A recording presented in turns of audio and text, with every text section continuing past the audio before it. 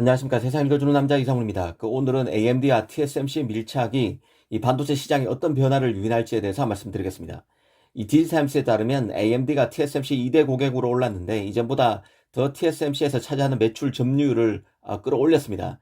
지금 레버뉴, 즉 매출 기준으로 1등은 단연 애플인데요. 이 TSMC 전체 매출에서 차지하는 비중이 25%, 4분의 1가량이 됩니다. 특히 최근에는 아직 공정 개발도 끝나지 않은 3나노 공정에 대한 애플의 입도 선매 기사가 대만 언론에서 나오고 있습니다. CPU를 만드는 인텔과 달리 모바일 AP를 주로 맡기는 애플로서는 3나노 공정과 관련해서 아마 물밑 움직임이 있을 개연성은 크다는 생각입니다. 애플의 경우 애플카용 자동차 칩 생산이 28나노 공정 칩을 만드는 TSMC의 중국 난징에서 이뤄질 가능성이 크다는 루머도 도는 상황이기 때문에 애플의 TSMC 입지는 당분간 탄탄할 것으로 보입니다. 2등이 바로 AMD인데요. 2019년, 2년 전 2019년만 해도 AMD의 TSMC 전체에서 차지하는 매출 비중은 4.0%에 불과했습니다. 그런데 올해인 2021년에는 10%에 육박할 전망입니다. 2년 전보다 2배 반이나 늘어나는 것입니다. AMD의 경우 지금 계속해서 프로세서 점유율을 조금씩 높여 나가고 있습니다. S86 CPU 계열에서 인텔을 지금 압박하고 있는 상황이죠. 특히 서버 CPU 부분에서 급성장했습니다. 여전히 인텔에 크게 밀리고는 있지만 보수적이라는 서버 CPU 점유율이 두 자릿수 10%를 드디어 넘겼습니다. 그러면서 지금 가파르게 올라가는 추세입니다. 그 덕에 TSMC 매출 비중도 10%까지 올랐습니다. 특히 AMD의 경우는 자일링스와의 합병 이슈도 있습니다. 지금 각국 규제 당국의 심사가 진행 중인데요. 엔비디아의 ARM 인수가 실패할 가능성이 매우 큰 것과 달리 AMD의 자일링스 인수는 무난한 마무리가 예상되고 있습니다. 중국도 오는 10월이나 11월경 마무리할 것 같다는 얘기가 나오고 있습니다. 이 경우 TSMC에서 AMD의 매출 비중은 14% 언저리까지 올라갈 여지도 충분합니다. 이 3등은 미디어텍, 4등은 퀄컴이 TSMC에서 차지하고 있습니다. 사실 AMD TSMC 밀착은 많은 생각거리를 낳게 만드는 요인입니다. AMD의 CPU, GPU가 잘 나가게 되면 TSMC의 빡빡한 제조 라인에서 추가 라인을 확보하기가 쉽지 않을 수 있습니다. 현재는 AMD의 CPU, GPU가 모두 7나노에서 생산되기 때문에 5나노 공정에서 만드는 애플의 자체 CPU, M1 칩을 비롯해서 모바일 AP, A14 바이오닉, 그리고 올해 9월에 공개 예정인 아이폰 13에 탑재될 A15 바이오닉과 공정이 겹치지는 않습니다.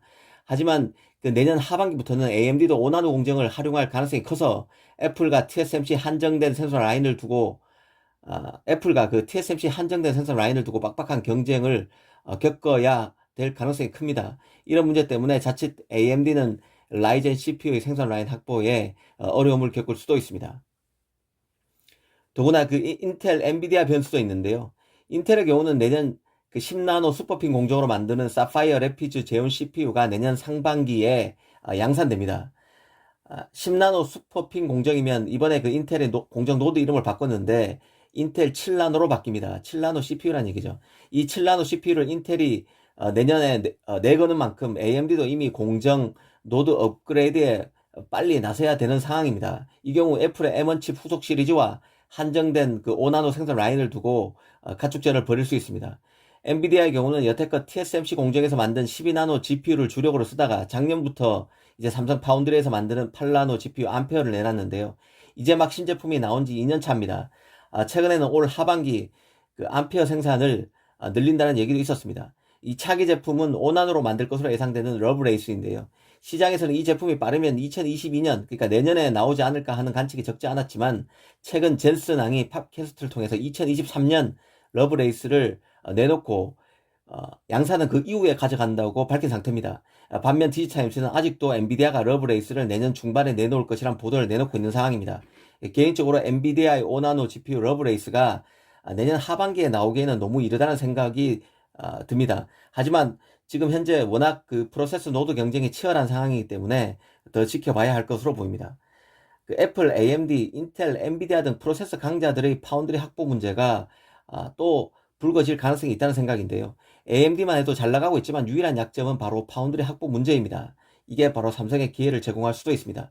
엔비디아의 러브레이스도 암페어에 의해서 삼성의 차지가 될 여지도 있다는 생각입니다.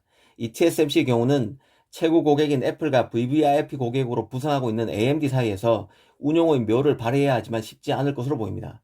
이런 부분을 잘 지켜볼 필요가 있어 보입니다. 감사합니다.